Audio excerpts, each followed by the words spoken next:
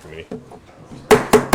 This May 5th, 2026 meeting of the Dublin City Council is hereby called to order. I'd ask for Councilman Paul Griggs to provide the invocation. Following the invocation, please remain standing for the pledge to the flag. Councilman Griggs. Let us pray. Dear Heavenly Father, we thank you for this day. We thank you for all the many blessings that you have bestowed upon us. We ask that you continue to bless us and lead us in the direction that is best for you. And now we ask that you bless this meeting, lead us and guide us in making the decisions that are proper to make. We ask in Jesus' name, amen. Amen. I pledge allegiance to the flag of the United States of America and to the republic for which it stands, one nation, under God, indivisible, with liberty and justice for all.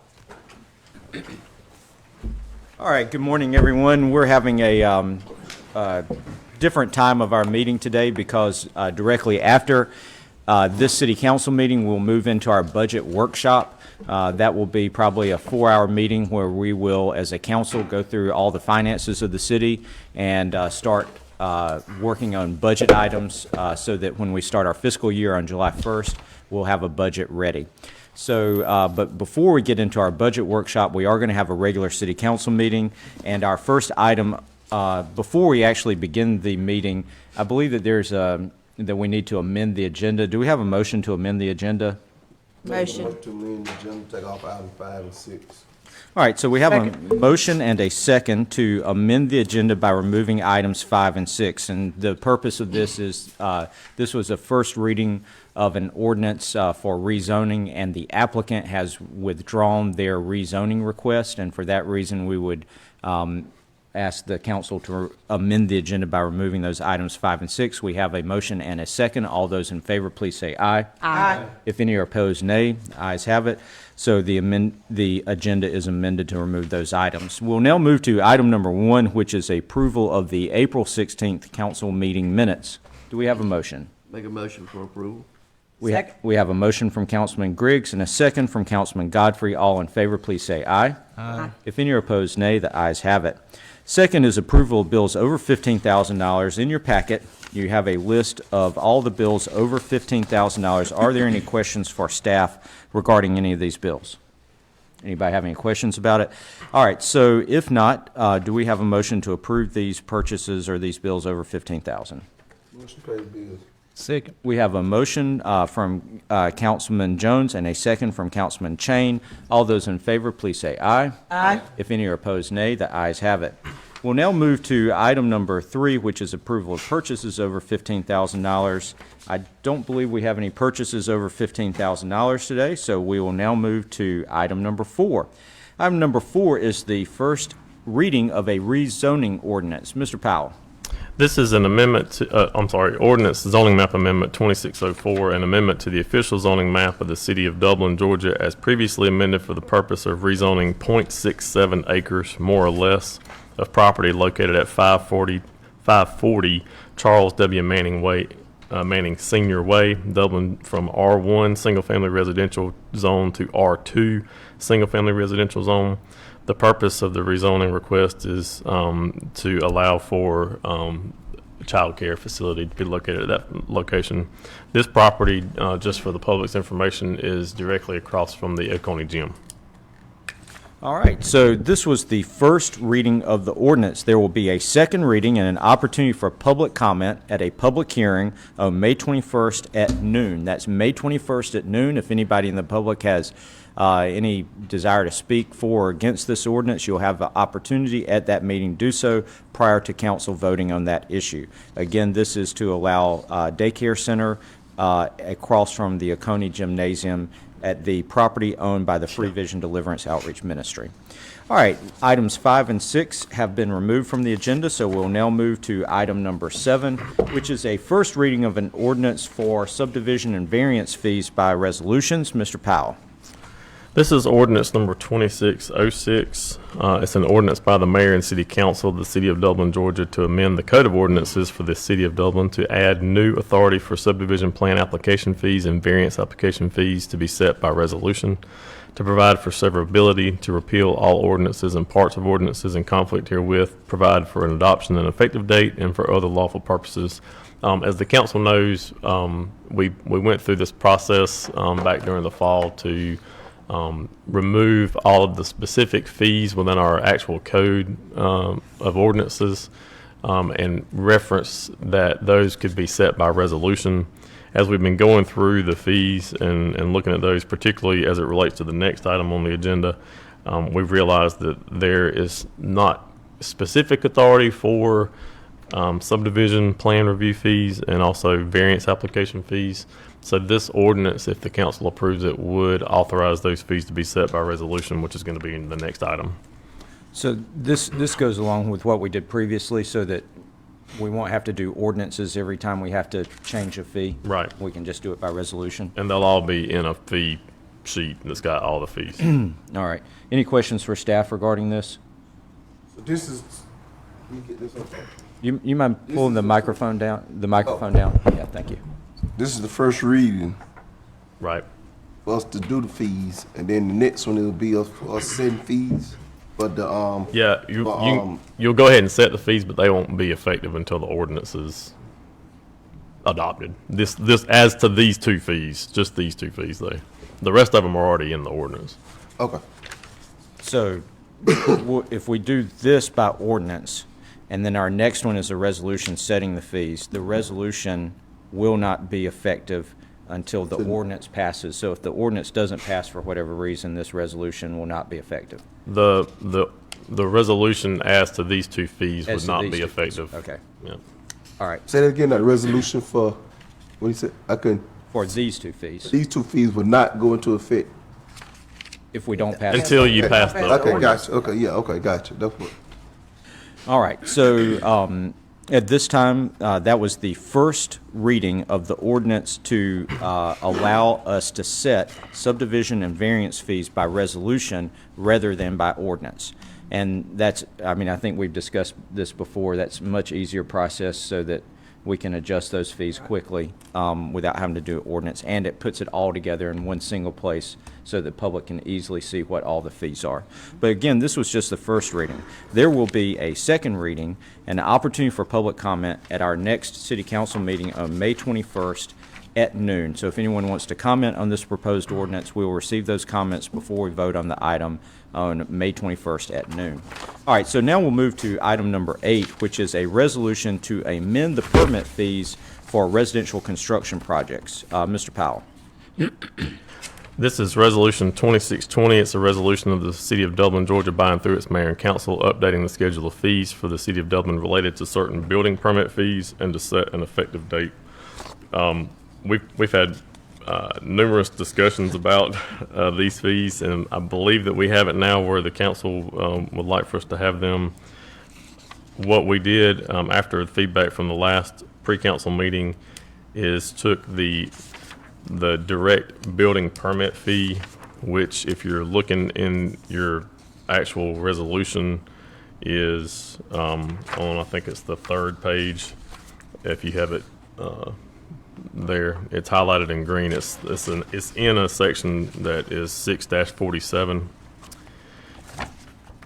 And so basically what it is for single family developments or new additions to single family, the cost of the building permit would be 25 cents per heated square foot or a minimum of $200, which matches Lawrence County's fee.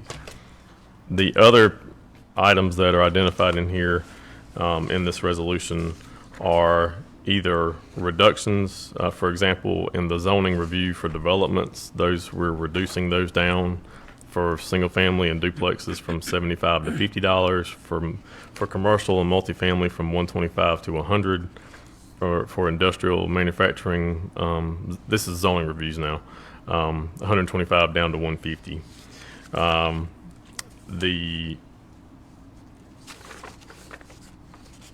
Everything else as far as building permit fees related to non-residential is remaining the same as we currently have it.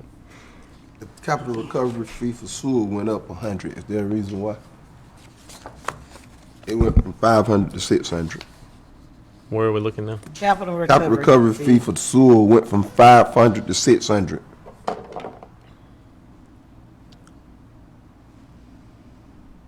See, But Yeah. the capital recovery fee for water went down by 200, so it's actually a discount of the capital recovery fees of a total of $100 between the two.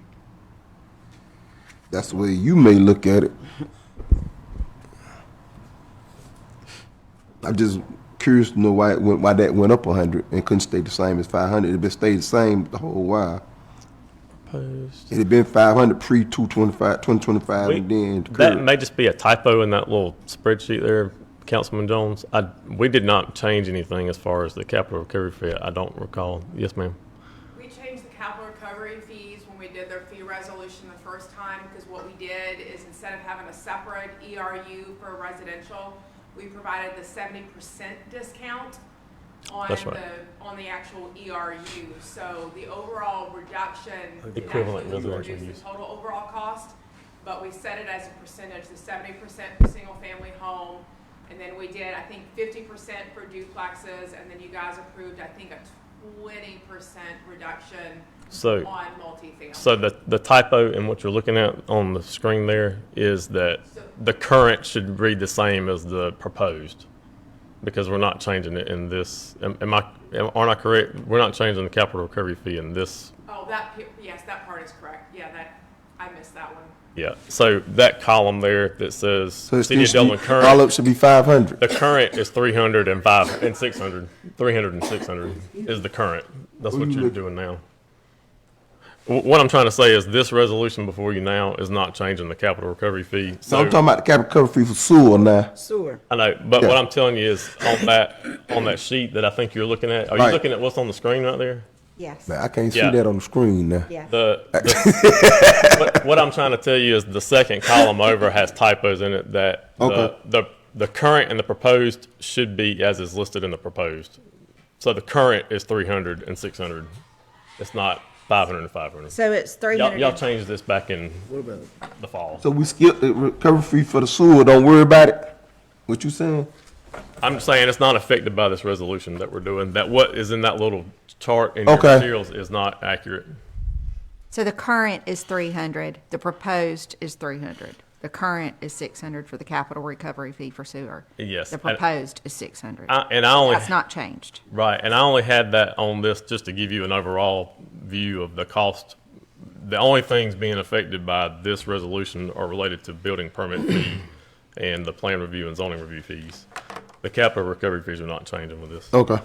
What's the difference in the capital recovery fees and the TAP? The capital recovery fee is the cost of the additional burden on the whole system overall for the particular use that's coming in. The tap fee is the cost to actually do the connection to it. So that includes the meter cost, the service line installation cost, and those types of things. Service line on the city side. And this just goes up to a 2,000 square feet house, right? 2,000 square feet. This is just an example of one, what the fees would be. Okay. And it's based off of 1,500 square foot heated square Okay. feet. All right, so I think I'm just going to summarize where I understand this is going to lead us. Currently, if you are building a 2,000 square foot house with 1,500 heated and cooled square feet in Lawrence County, outside the city of Dublin, there's a $375 building permit fee and a $250 health department fee, and then you have the cost of well and septic, which often will take your cost. If you don't have well and septic, your cost is around $600. If you do have to add a well, that's usually about $11,000. If it's septic, it's $5,000 to $6,000. So your cost of building that house on a raw piece of dirt is about $17,000, or at least to get started with your permits and your hard costs. So in the city of Dublin, if you're in one of our special urban redevelopment districts, and this is not changed by the ordinance, but your only cost is $1,200 for a tap fee. And that's it, to tap into our water and sewer system. And there's no building permit cost, there's no trade fees, there's no capital recovery fees. So if a developer wants to do something in one of our redevelopment districts, it's very inexpensive. And what we are addressing today, though, is those parts of Dublin that are outside the urban redevelopment district, where the current fees would be roughly $2,800, $2,900 for a building permit fee, plus a survey, plus zoning review, plus plan review, plus capital recovery fees for water, plus capital recovery fees for sewer, plus a tap fee. So you'd have over $5,000 in fees to the city of Dublin. And what we're proposing today is to basically cut that in half, is to take your building permit fee from $2,900 to only $375. So that's the exact same building permit fee that Lawrence County charges, so that we would be equal in your building permit fee from city to county. And then your cost, but if you build in the city, you don't have to pay for the well and septic. You just pay that $1,200 tap fee and that $1,000 or $900 of water and sewer fee one time. So for less than $2,500, you get water, you get sewer, and you have that access maintained by the city of Dublin, so you don't have to pump the septic tank, you don't have to maintain the well. We do all that once you have those tap fees. And so your total cost within the city is around $2,500, which should make it much more economical to build in the city of Dublin and have your water and sewer taken care of. And what we're trying to do is get single-family residential back building in the city of Dublin. So, everybody knows if you're in the city, you have to pay higher taxes. We have a millage rate of 4 mills in the city, which is on top of what you pay to the county. And then you have our school tax is a little bit higher than the county school tax. But if you can get into a single-family residential single-family home, saving $15,000 in fees because you're not having to put in well and septic, that actually turns into a really good deal for building in the city. And so that's what we're trying to do today, is encourage residential construction in the city by getting our government fees as low as possible and encouraging people just to go ahead and tap into our water and sewer system at a great savings.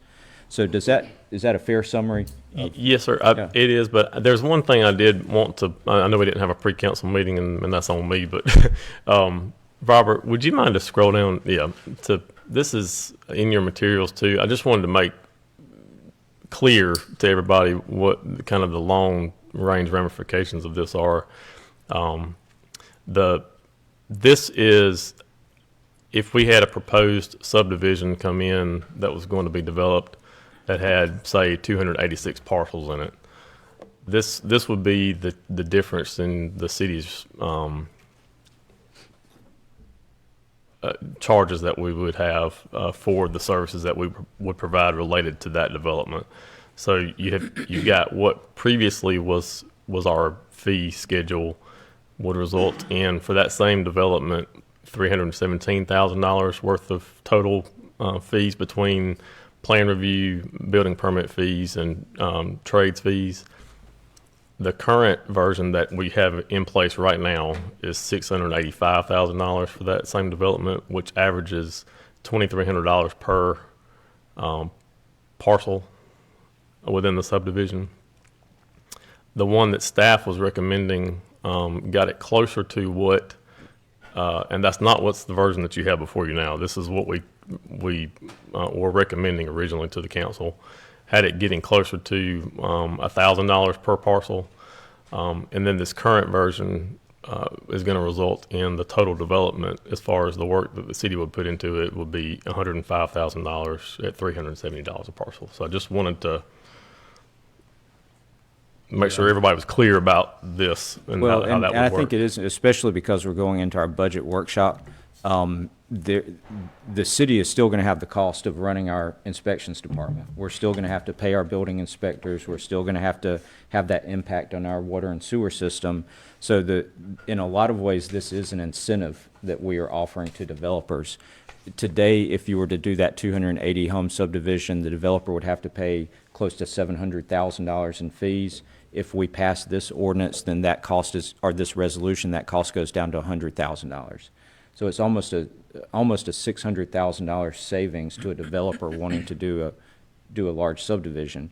So that's definitely an incentive that we're offering, but that also means that we're going to have to use other funds to pay for our inspections department and pay for our employees to do the work on a subdivision like that. So, of course, we haven't had a 286. Exactly. We haven't had that in the past. So, we're averaging between 25 and 30 homes a year. So if we want a 250 plus subdivision, we may have to drop these fees down. So it's kind of a, yes, there is a theoretical loss of $500,000 of income, but if we don't have any of these subdivisions, we're not losing anything. I thought Benny recommended that we also ask if they're building like that to put in one or two gas appliances. Would that help us?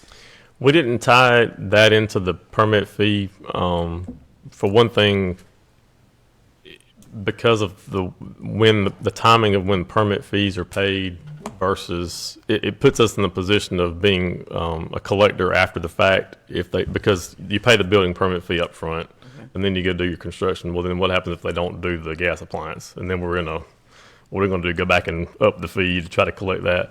So we just, in between all the rebates and the financing that we have and incentives for gas that we already have,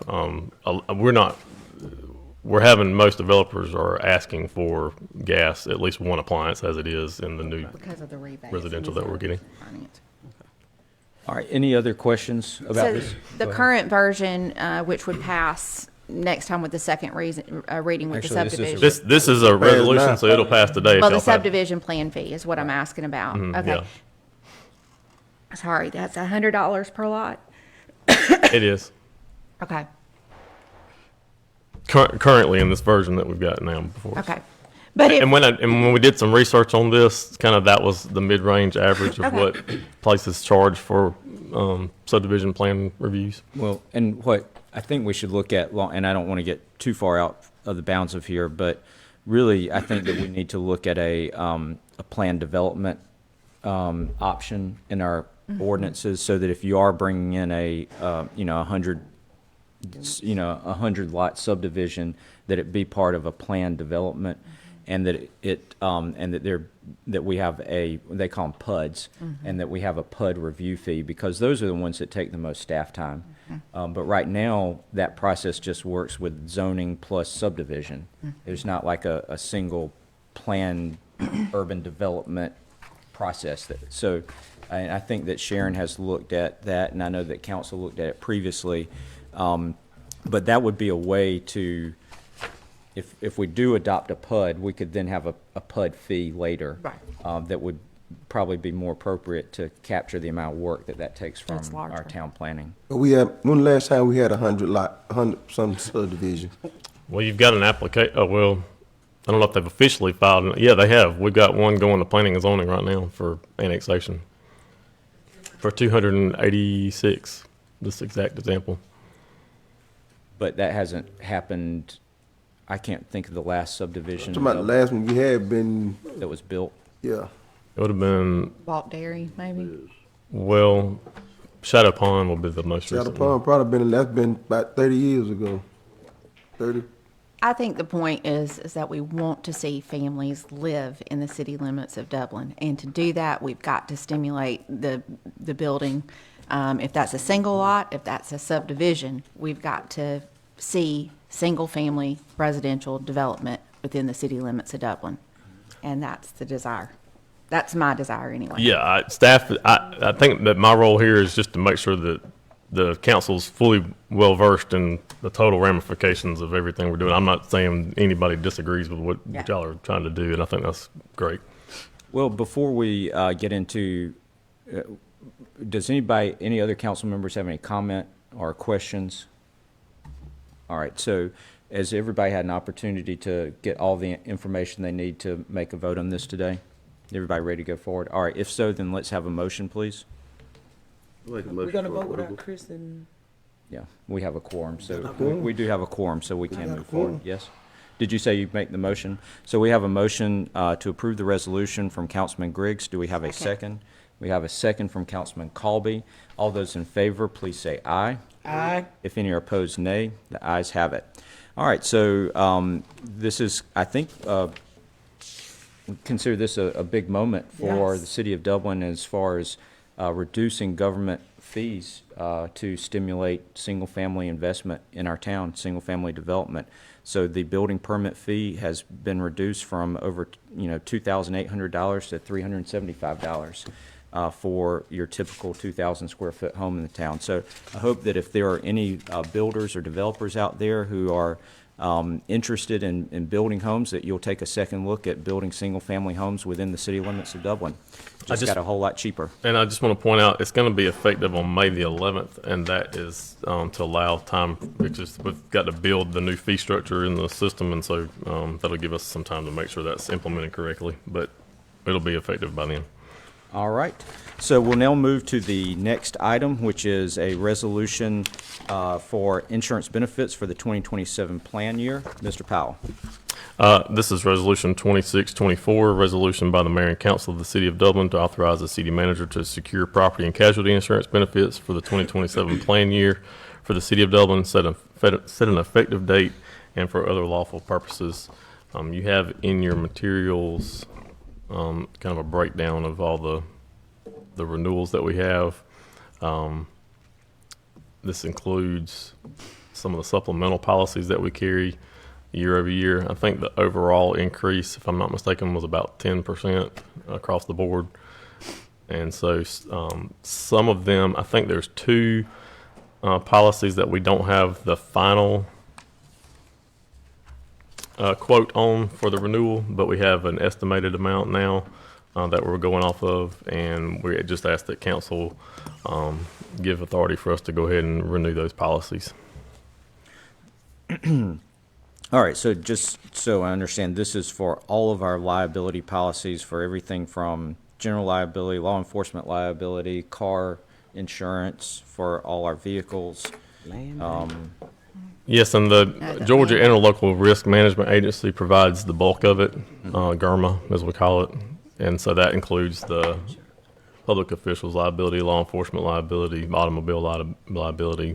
There are some supplemental policies that we get, for example, law enforcement off-duty, the pollution liability, and the water tank storage liability that we have, as well as cyber liability. Yep. Okay. And then we do also provide liability and property insurance for the land bank through GIRMA as well, and that's $4,375. All right. All right, so this is authorizing our property and casualty insurance benefits renewals on those plans. Do we have any questions for staff regarding that? If not, do we have a motion? Make a motion to approve. Second. So we have a motion from Councilman Colby with a second from Councilman Griggs. Just for transparency, I want everyone to know the numbers that are involved here. The premiums are $800,000 for auto and general liability, about $4,200 for law enforcement off-duty and pollution liability, as well as cyber liability and storage tank, roughly $24,000 on the supplemental pollution coverage. So your total authorization on all these insurance policies are just south of $900,000, but the final amounts won't be known until they get the final plan cost. So with that information, all those in favor of authorizing this expense, please say aye. Aye. If any are opposed, nay. The ayes have it.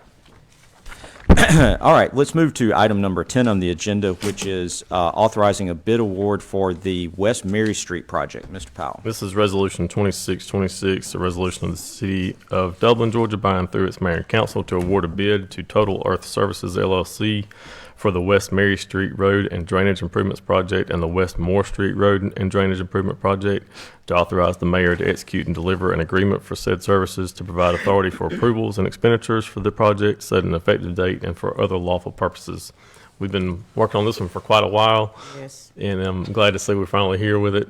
We did solicit bids. We combined two projects. One is the CDBG project, which is funding the bulk of the project, and that's on West Mary Street, which is a drainage and road improvement project. The other on West Moore Street is purely drainage and dealing with the drainage issue over there that we've identified a couple years ago. TES was the low bid for both divisions of this. We've got it divided up into two for reporting purposes for the grant and compliance with that. And we feel like we got a better bang for our buck by putting them together, especially since they're in very close proximity to one another. The total bid is $1,177,787.68 for Division 1, which is the West Mary Street. The other on West Moore Street, the bid was $173,624.20. This will be paid for by a combination of the 2024 SPLOST, the CDBG grant, which is the bulk of it, which is $862,771, and West Moore Street will be paid for with T-SPLOST dollars. All right, so, and I just want to make sure everybody knows what we're trying to accomplish with this project. Can you just say what the goal of the project is? It's first and foremost dealing with a significant drainage issue on West Mary Street. It will divert rainwater and stormwater from going onto people's property from the roadway, as we've seen in the past, and then it will resurface West Mary Street, and it will also add a sidewalk along West Mary Street, and it will connect up to the existing sidewalk that is over on the Housing Authority side. It goes that far. The project on West Moore Street, there's a culvert underneath the road that is failing and needs to be replaced, as well as some additional stormwater pipe that extends beyond that, and that'll be a replacement for that. So after this project is complete, the people who live in that area should no longer experience flooding either in their yards or on the streets? Especially the ones that live right there on West Mary Street, and then there's a few houses right there that have the bulk of it, and they'll be getting relief from this. And then there'll also be, improved roadway and pedestrian safety. That's right. And the location of some of the stormwater pipe is going through. We got some easements for this, and so TES and our engineering department will be coordinating with the property owners on the timing of construction. I know there's a daycare facility over there that we've been working very closely with, and we'll be making sure we contact them to let them know when that will be, and working to coordinate that. And I think we're even going to do some either late at night or Saturday work to help relieve the impact to her business operations. All right, so Sidewalk go all the way, excuse me, sidewalk be extended all the way to Jefferson Street, right? It goes to Jefferson, and then it connects all the way over to the existing one that's the one in. from Housing Authority. Yes, sir. Yeah. Mm-hmm. So this project did come in at a greater expense than what we had initially anticipated back when we did the bid in 2024. So, part of approving this project is council taking some of the funds that were in our 2024 SPLOST and T-SPLOST and using it for this project. The total project cost is just under $1.3 million, which, I think we're thankful that TES bid on the project. The highest bid was 50% higher than that at over $2 million. So, getting multiple bidders on this project, I think, has helped get the cost down to a level that we can go forward with it, while still preserving some of our T-SPLOST money and SPLOST money for the projects that we had also budgeted.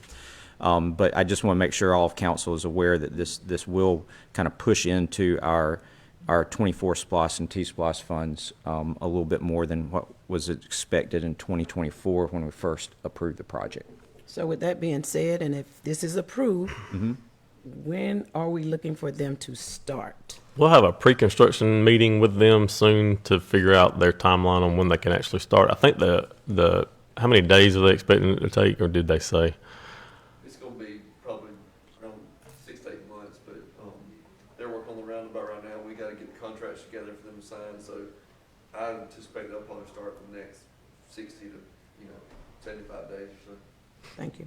So you're saying they'll start within 2 to 3 months? I think so, yeah. Okay. Into the summer. And they work pretty fast. The TES is known for their speed that they get projects completed.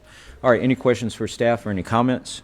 And I'll say they do good work, so we may have a unicorn right here. We got they're the cheapest, they're fast, and they do good work.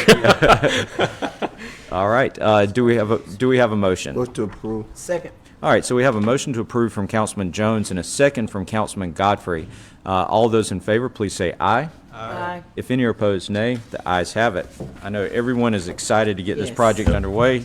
It's been 2 years in the making, but it looks like it may be longer starting than in... 2 years. Yeah, well, it's 2 years since the grant. It was 10. years before that, too. So, Long time. all right. You know, we usually don't have ribbon cuttings on roads, but Probably should do one for probably that, should yeah, do that. absolutely. Would for that. All right, so let's go to item number 11, which is a resolution regarding a service agreement and equipment purchase with Calix. This is Resolution 2627, a resolution by the Mayor and Council of the City of Dublin, Georgia, authorizing the city manager to negotiate service agreements and make equipment and licensing purchases with Calix, to authorize the mayor and city clerk to execute the same, set an effective date, and for other lawful purposes. We have been using Calix, as you all know, for a lot of our telecom equipment and services.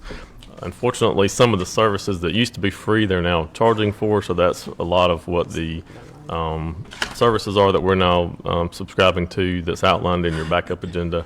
We do have about $36,000 worth of equipment that we need to buy. This is Robert Jefferson, our telecommunications director, has requested this and is indicating that it is to help us be able to ensure we can provide faster speeds on internet for all of our customers.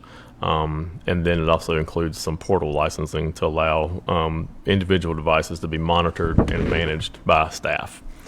So we asked that council approve this, and we did overall budget for this.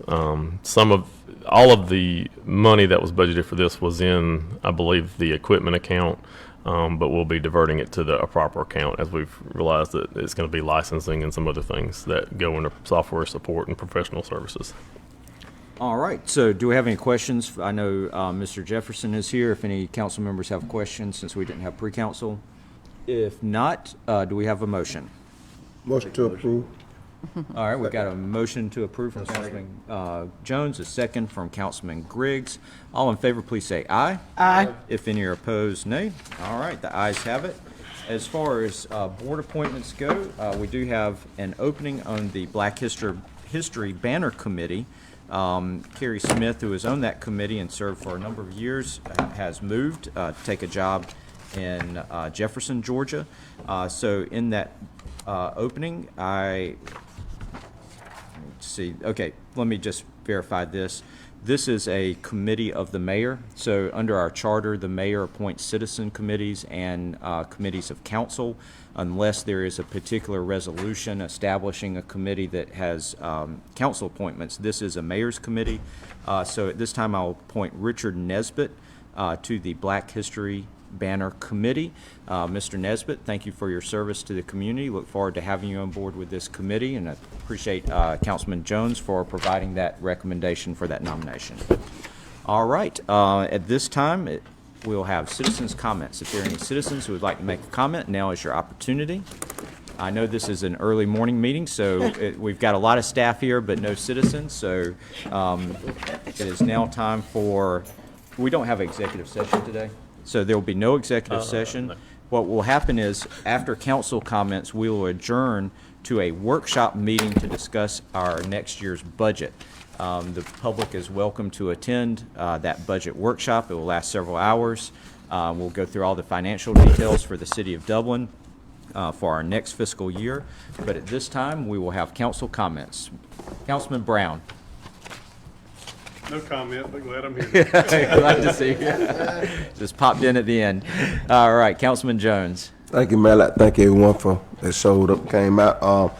And like I say, a long time coming. Thank you for the West Mary Street project. We've been working on that for a long time. I told citizens a long time I could have been got that road paved a long time ago, but there was no need to get in the road paved if you're not going to do it right. I knew it was something else wrong with that road, and the sidewalk was a concern. So we finally are addressing all the issues on that side, so we're getting it done. We're doing it right. So the citizens over there can feel free. That's a lot of foot traffic, pedestrian traffic to walk. So now they can walk on the sidewalk, and that road will be paved. And I already know the next thing they'll be asking for will be a speed bump because people do tend to speed down that road. So that would probably be the next thing being asked. But thank you, and everyone be safe and enjoy. Have a happy Mother's Day. All the mothers out there, happy early Mother's Day. All right, thank you, Councilman Jones. Councilman Godfrey. Thank you, Mayor. Thank you all for coming out today. I'm excited, so excited about the West Mary Street project. And also, I wanted to remind everyone about the Good Info Expo on Friday. It's from 11 to 2 at the Market on Madison. So I hope to see you there, and I hope my council members and mayor would also be there. Have a great weekend, and happy Mother's Day as well. Thank you. All right, thank you, Councilman Godfrey. Councilman Colby. Thank you so much for being here. I just wanted to say, very excited to see some progress on things we've been talking about for years. And I think the most exciting thing for me today is seeing the possibilities of future single-family homes. We need more families in the city of Dublin, and I really think that the reduction, more than an 80% reduction in these building permit fees down to 25 cents per heated square foot is going to really encourage that. So I'm excited to see how that's going to bring new families to Dublin. All right, thank you, Councilman Colby. Councilman Griggs. Thank you, Mr. Mayor. No comment. All right, Councilman Chain. No comment, Mayor. All right, great. And I did want to point out, we should give a thank you to the state and federal agencies that help fund the Mary Street project. You know, Yes. as Councilman Jones said, it's something that we've been wanting to do for a long time, but it's the fact that we got, I think, almost $900,000 from, it was a pass-through from the federal government to the state, and then the state awarded the project to the city of Dublin. So it's a combination of federal money and state agencies that awarded the city of Dublin close to $900,000 to allow us to do this project right. So very appreciative to the grant funding that we've received, and I know that Candy Powell with our office works on grants. And if anybody sticks around for our budget workshop, you'll see how important grants are to many of the projects that we pursue as a city. It allows us to keep our property taxes low and still accomplish these projects. Mr. Powell, do you have any comments? No comments. All right, with that, that wraps up our citizens' comments, and we will now adjourn our regular city council meeting, and we will re-adjourn for our budget workshop in about 10 minutes. Thank you very much for coming.